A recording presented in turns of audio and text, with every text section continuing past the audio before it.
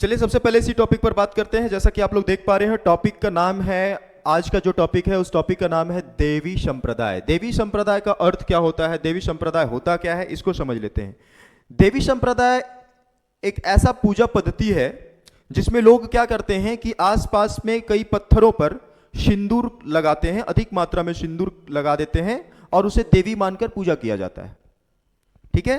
और ये जो सिंदूर लगाकर पूजने वाला प्रक्रिया होता है वो ज्यादातर हमारे गांव देहात में चलती है। आप गांव जब जाओगे तो आपको ये सारी चीजें बहुत ज्यादा देखने को मिलेगा कि कहीं कहीं पत्थर होता है, पत्थर गाढ़ा होता है, कोई मूर्ति नहीं होता, उस पत्थर को बस सिंदूर लगा करके उसे देवी मान लेते हैं। ठीक है। वही संप्रदाय क्या कहलाई, वही संप्रदाय देवी संप्रदाय कहलाती है। ठीक है।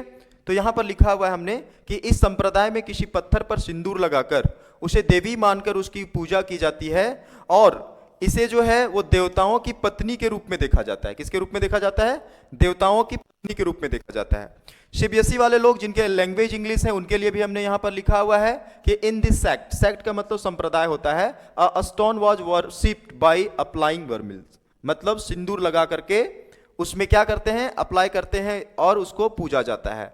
And considering it as a goddess, और इसे देवी माना जाता है।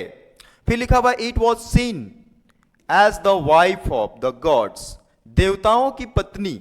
हाँ, ये वाइफ जो हमने लिखा हुआ है यहां पर देख रहे होंगे, ये देवताओं की वाइफ नहीं होती थी। वाइफ का अलग मीनिंग है, पता है ना आप लोगों को?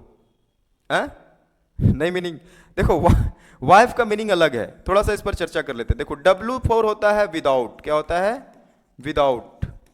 I4 होता है इंफॉर्मेशन, क्या होता है? इंफॉर्मेशन। ठीक है।